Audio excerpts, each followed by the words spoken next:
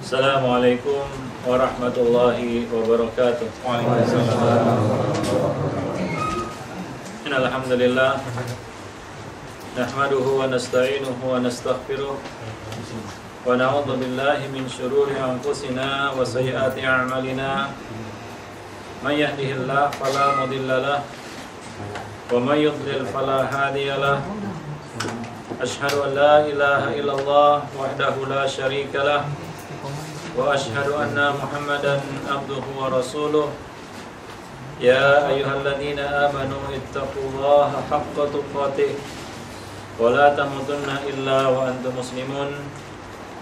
Amma ba'd, fa inna ahsanal kalami kalamullah wa khairal hadi hadi Muhammadin sallallahu alaihi wasallam wa syarrul umuri muhdatsatuha wa kullu muhdatsatin bid'ah wa kullu bid'atin dhalalah wa kullu dhalalatin finnar. Ma'asyiral muslimin, para hadirin dan para hadirat, kaum muslimin dan muslimat rahimani wa rahimakumullah jami'an. Alhamdulillah, pada kesempatan siang ini kita akan melanjutkan materi daurah kita, dan pada kesempatan siang ini kita akan membicarakan tentang satu perkara yang tidak kalah pentingnya di dalam agama kita, yaitu perkara yang berkaitan dengan akhlak. Ikhwani fiddin, ma'asyiral muslimin. Akhlak ini adalah perkara yang tidak bisa dipandang remeh. Akhlak bisa menyebabkan seseorang mulia di dunia dan di akhirat, dan akhlak bisa menyebabkan seorang itu hina di dunia dan di akhirat. Bahkan Nabi SAW mengaitkan iman dengan akhlak. Seperti sabda Nabi SAW, "Inna akmalul mu'minina imanan ahasinuhum akhlaqan." Sesungguhnya orang yang paling sempurna imannya adalah orang yang paling baik, yang paling bagus akhlaknya. Yang paling bagus akhlaknya. Jadi kesempurnaan iman itu berbanding lurus dengan kebaikan akhlak seseorang. Tanda bahwa iman seorang itu tinggi adalah, salah satunya indikasinya adalah akhlaknya.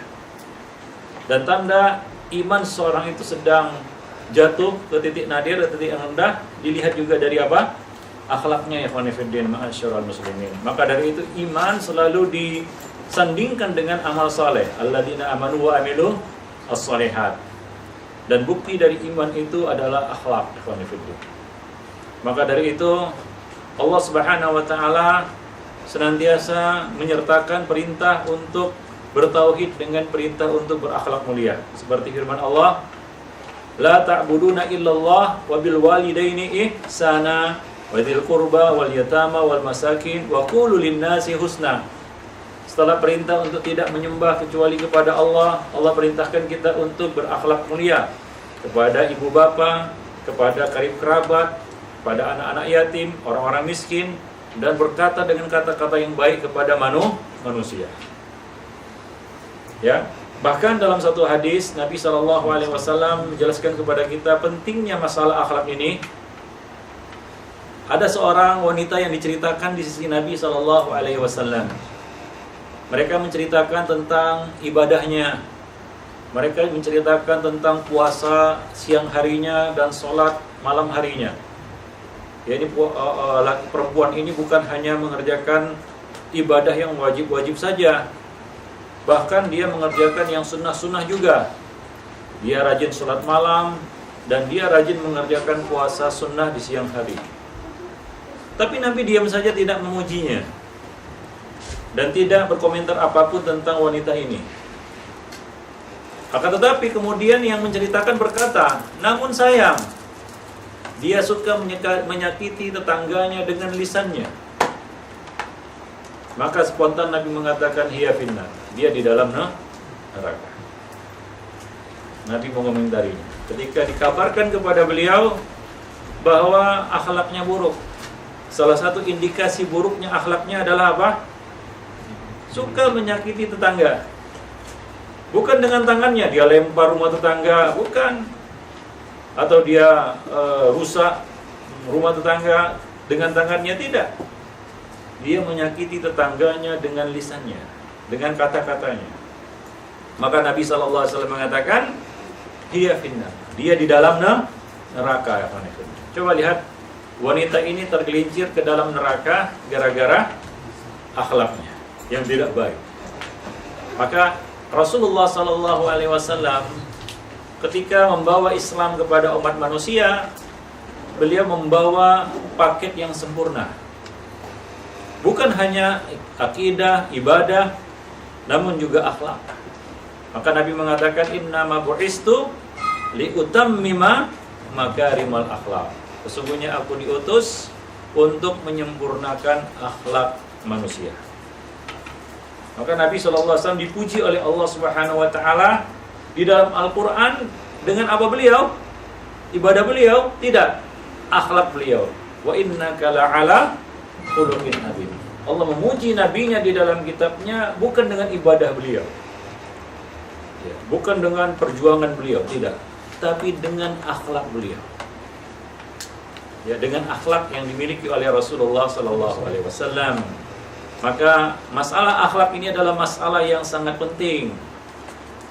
Dan tidak sedikit manusia-manusia yang tergelincir jatuh ke dalam jurang jahanam karena masalah yang dipandang sepele ini. Ya. Sebagai contoh, orang-orang yang muflis, orang-orang yang bangkrut. Kenapa dia bisa bangkrut? Bukan karena tidak beribadah, bukan karena tidak rajin beramal soleh. Dia telah membawa pahala sholat, dia telah mengantongi pahala puasa, dan dia telah memborong pahala sedekah.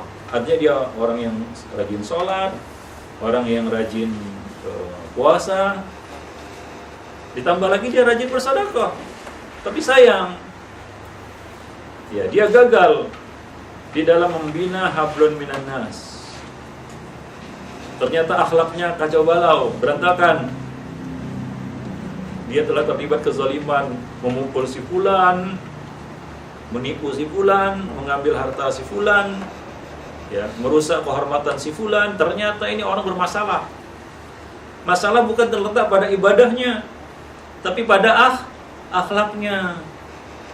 Banyak kali urusannya dengan orang lain, urusan kezaliman, ya, yaitu masalah akhlaknya yang buruk. Maka bagaimana, apa yang terjadi, apa yang menimpa orang ini? Diambil pahala-pahalanya tadi dan diserahkan kepada orang-orang yang telah dizaliminya. Belum selesai pula, maka diambil dosa-dosa orang yang dizaliminya dan diserahkan, dipikulkan kepadanya.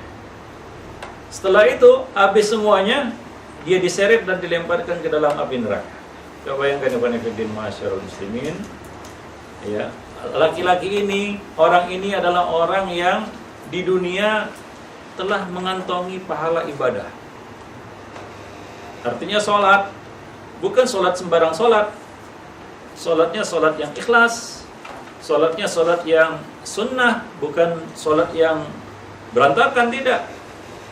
Puasanya juga demikian, bukan puasa yang riya, ikhlas. Demikian juga sedekahnya, bukan dari harta yang haram, harta yang dicarinya dengan susah payah, dengan memeras keringat, banting tulang. Tapi semua itu buyar gara-gara akhlak. Bermasalah dengan akhlaknya. Ya, jadi amal-amal yang sudah dikantonginya pahalanya itu bukanlah amal-amal yang sembarangan. Karena kalau amal itu tidak ikhlas, dia nggak akan mengantongi pahala. Ya kan? Kalau amal itu tidak sesuai dengan sunnah, amal itu tidak akan berbuah jadi pahala. Tertolak, kan? Bukankah demikian? Ya, kalaulah sedekahnya itu dari harta yang haram, Allah tidak menerimanya, tidak akan jadi pahala. Sebagaimana sabda Nabi, man jama'a amalan haraman thumma tasaddaqa lahu atau tasaddaqa lahu, ya, tasaddaqa bihi, falaysa indallahi ajrun, falaysa lahu indallahi ajrun wa kana isru alaihi. Barang siapa mengumpulkan harta yang haram, ya, kemudian dia menyedekahkannya, maka tidak ada pahala baginya di sisi Allah Subhanahu wa taala sementara dosa tetap dipikulnya. Jadi sedekah yang sudah dikeluarkan orang ini adalah sedekah yang berasal dari harta yang halal. Dia cari dengan susah payah, dia sedekahkan. Artinya dia sudah susah payah, amilatun nasibah, sudah beramal tapi nasibnya sial. Bagaimana? Yaitu habis semuanya, buyar semuanya karena masalah akhlak. Ya, jadi orang ini adalah orang yang betul-betul beribadah, bukan asal-asalan ibadahnya.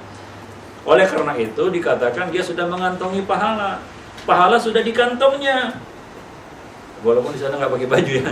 Istilahnya dia sudah membawa pahalanya, memborong pahalanya.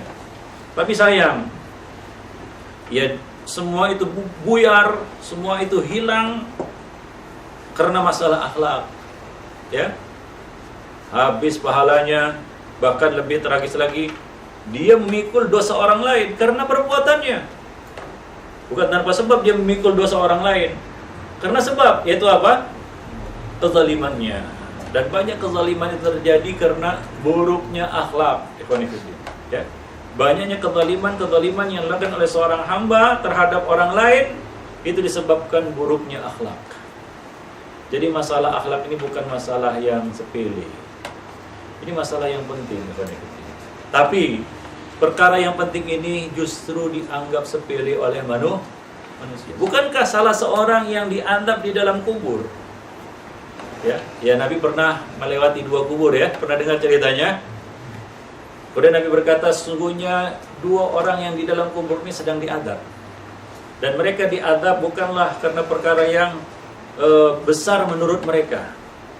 Kemudian Nabi mengatakan, wa innahuma lakabir. Sungguh keduanya sebenarnya perkara yang besar, tapi mereka pandang sepele.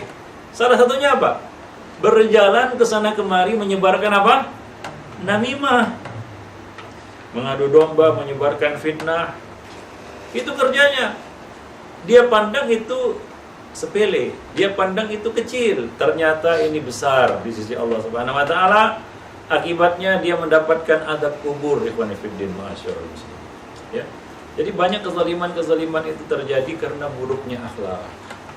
Maka dia memikul dosa orang lain setelah semua kebaikan-kebaikannya habis membayar hutang-hutang kezalimannya. Nah, inilah dia orang yang bangkrut. Jadi salah satu sebab ya yang membuat orang itu bangkrut nanti di hari kiamat adalah karena buruknya akhlak. Maka dari itu Nabi SAW senantiasa mengingatkan kita untuk memperbaiki akhlak. Nabi mengatakan istaqim, istiqomah, wal tuhassin khuluqaka linnas, dan setelah itu baguskanlah akhlakmu terhadap sesama manusia. Istiqomah, tetap berada di jalur kita diciptakan oleh Allah, yaitu untuk beribadah. Kemudian ini adalah hablun minallah. Kemudian setelah itu jangan lupakan hablun minan nas, yaitu apa? Akhlak. Maka Nabi berpesan, ittaqillaha haitsuma kunt. Bertakwa kamu kepada Allah dimanapun kamu berada. Ini adalah kunci ya kamu mendapatkan cinta Allah Subhanahu wa taala. Kemudian setelah itu di akhir hadis Nabi mengatakan apa? Wa khaliqin nas bi khuluqin hasanin. Bermuamalahlah kamu, berinteraksilah kamu, berhubunganlah kamu kepada manusia dengan apa? Dengan akhlak yang baik. Jadi ini masalah yang sangat penting di dalam agama kita. Jangan dipandang remeh dan jangan dipandang sebelah mata ya qanifiddin ma'asyiral muslimin. Baik. Berkaitan dengan akhlak ini, biasanya ya qanifiddin ya. Ini biasanya. Kebanyakannya orang itu ketika dia mendapat hidayah kepada Islam atau kepada sunnah, dulu dia adalah orang yang berandalan, gak kenal agama, kemudian dia taubat, dia dapat hidayah kepada sunnah, dia mendapat hidayah kepada manhaj yang benar, maka berubahlah semuanya. Ibadahnya berubah. Kalau dulu penuh dengan bid'ah, sekarang sunnah. Ya, kalau dulu dia malas ibadah, sekarang rajin. Ya kan? berubah, penampilannya juga berubah. Kalau dulu berpakaian ala berandalan, sekarang Masya Allah kemana-mana pakai baju koko kan begitu ya, pakai lobe, penampilan yang islami. Kalau akhwat menutup aurat kan begitu ya, dengan baik. Kalau dulu dia mengumbar aurat, sekarang dia sudah menutup auratnya dengan bagus, sesuai dengan petunjuk Nabi. Semuanya berubah ketika dia dapat hidayah. Akan tetapi satu yang terlambat berubah, bahkan mungkin gak berubah-berubah. Apa itu? Akhlak. Biasanya itu semua berubah itu. Kalau dulu suka yang bid'ah, sekarang yang sunnah-sunnah kan begitu ya. Kalau dulu rajin malas ibadah, sekarang rajin ibadah. Berubah lah pokoknya, penampilannya berubah. Dulu klimis gak ada, gak berada jenggot, sekarang Masya Allah kan begitu ya. Kalau dulu celana isbal, sekarang Masya Allah. Berubah semuanya. Nampak tanda-tanda ketaatan. Namun ada satu biasanya yang terlambat dan susah untuk berubah. Apa itu? Akhlak. Akhlaknya nggak berubah-berubah itu. Ya, ganti casing aja gitu ya. Ganti casing aja. Ya. Tapi ya isi tetap sama. Nah, inilah yang jadi masalah kita, dan itulah yang akan kita bahas pada kesempatan yang berbahagia ini, yaitu bisakah kita merubah kebiasaan buruk kita. Enggak ada manusia yang dilahirkan sempurna. Sepakat? Enggak sepakat. Ada yang sempurna, ada yang komplit, paket lengkap. Tidak. Pasti ada. Pasti adalah kekurangan kan begitu ya. Di sana sini kita membawa tabiat. Bisa itu ya tabiat tabiat ya ya pembawaan lahir. Ada yang memang genetika, faktor genetika, dan ada faktor suku dan lain sebagainya. Ada di sini orang Batak? Ada? Saya tanya dulu, ada orang Batak di sini? Orang Batak itu udah lama dia ini Batak tembak langsung nih, BTL. Sudah lama aku di Jakarta, udah hilang Batakku katanya. Udah hilang Bataknya gitu. Nah, jadi ada sebagian orang mengatakan aku sudah seperti ini. Inilah dia karakterku, tabiatku, kebiasaanku, gak bisa berubah. Aku gak bisa berubah, beginilah dia pembawaannya katanya. Fulan, kalau bicara itu jangan kasar, yang halus, yang lembut, yang santun. Maka dia pun mengatakan, kau ini ada-ada saja, aku ini orang Batak. Gak bisa bicara. Ya. Kadang-kadang sebagian orang beralasan dengan itu, Khonifuddin. Saya katakan tidak ada yang kasar, lebih kasar daripada orang-orang Arab pada masa jahiliyah dulu. Bagaimana Umar? Umar sebelum masuk Islam, orang-orang tuh nangis kalau sudah berhadapan dengan Umar. Itulah garamnya, kasarnya Umar sebelum masuk Islam. Namun setelah Umar masuk Islam, Umar menjadi pribadi yang justru mudah menangis. Ya, bukan orang lain menangis karenanya, tapi dia menangis. Ikhwanifiddin, karena manusia, Ikhwanifiddin. Itu Umar. Jadi itu bukan alasan. Wah, saya ini sukunya berasal dari suku ini, nggak bisa lembut kalau bicara, nggak bisa begini. Tidak. Itu bukan alasan, Ikhwanifiddin. Ma'asyiral muslimin rahimani wa rahimakumullah. Jadi akhlak itu dapat kita rubah. Akhlak dapat kita rubah. Nah, ini adalah pertanyaan yang pernah diajukan kepada saya bin Utsaimin, apakah akhlak itu dapat kita rubah? Maka beliau mengatakan akhlak itu dapat dirubah. Karena akhlak itu ada dua macam. Ada akhlak yang merupakan pembawaan lahir. Memang begitulah, ada orang itu yang nggak bisa marah dia. Memang pembawaan lahirnya seperti itu. Disuruh marah pun nggak bisa marah dia. Marah kamu? Aduh, nggak bisa saya marah katanya. Ada seperti itu. Ya memang ada yang nggak bisa bicara kasar. Memang sudah dari lahirnya, dari sononya seperti itu. Ya, seperti kata Nabi SAW kepada Abdul Qais. Ya, Asad Abdul Qais. Ya, Nabi berkata kepadanya, sungguh engkau memiliki dua sifat yang dicintai oleh Allah Subhanahu wa taala, yaitu santun dan sabar. Maka Asad Abdul Qais bertanya kepada Rasulullah, wahai Rasulullah, apakah aku memiliki kedua sifat itu karena pembiasaan diri, karena aku melatihnya, karena faktor lingkungan dan pergaulan, atau faktor keluarga atau suku dan lingkungan, atau karena Allah Subhanahu wa taala menjadikannya sebagai tabiatku sejak aku diciptakan. Maka Nabi SAW berkata kepadanya, bahkan Allah Subhanahu wa taala menjadikan kedua sifat ini sebagai tabiatmu sejak kamu diciptakan. Jadi ini satu jenis akhlak. Yaitu apa? Akhlak yang memang kita bawa lahir. Masing-masing orang itu berbeda-beda sifatnya. Ya kan? Nggak ada yang sama 100% sifatnya. Nggak ada, ikhwan fillah. Itu kuasa Allah Subhanahu wa taala, dan itu membuktikan adanya pencipta. Nggak ada dua orang manusia di atas muka bumi yang sama persis sifatnya. Nggak ada dua orang yang cocok 100%, semua cocok, nggak ada perselisihannya. Bahkan si kembar, yang kata orang seperti pinang dibelah dua. Tahu pinang dibelah dua? Yes. Yang seperti mata uang nggak bisa dipisahkan, itu saja berselisih. Ya, berselisih mereka, itu saudara kembar, apalagi yang nggak kembar, kan begitu ya. Apalagi kita dengan orang lain, pasti ada perbedaannya, ikhwan fillah, masyaallah muslimin. Jadi tidak ada manusia yang cocok 100%, yang sama tabiatnya, tidak.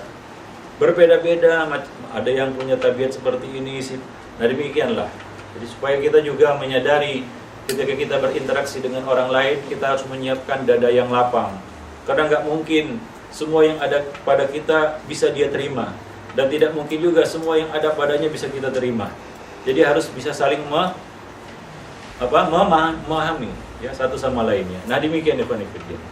Maka dari hadis ini, mendengar jawaban tersebut, Asyad bersyukur dan mengatakan segala puji bagi Allah Subhanahu wa taala yang telah menganugerahi dua akhlak yang dicintai oleh Allah dan Rasulnya. Ya, yang memiliki dua akhlak yang dicintai oleh Allah dan Rasulnya. Syekh Muhammad bin Utsaimin menjelaskan, ya, setelah membawakan hadis ini, mensyarah hadis ini, beliau mengatakan hadis ini menunjukkan bahwa akhlak itu ada dua. Ada akhlak yang menjadi tabiat dasar bagi sebagian orang, dan ada pula akhlak yang merupakan hasil dari latihan dan pembiasaan diri. Ya, jadi akhlak yang kita miliki ini ada dua macam. Ada akhlak yang merupakan pembawaan lahir. Seperti yang saya sebutkan tadi, ada sebagian orang itu yang kalau ngomong itu nggak bisa keras. Ya memang ya lembut memang, bukan karena apa-apa. Disuruh kasar pun nggak bisa dia, ya kan? Nah, ada yang sebaliknya. Ya, ada yang sebaliknya. Nah, demikian. Nah, ini adalah akhlak pembawaan lahir. Yang kedua, ikhwan fillah, akhlak yang kita peroleh dengan latihan. Nah, inilah yang kita bahas pada hari ini, yaitu akhlak yang dapat kita robah ini. Akhlak yang bisa kita latih.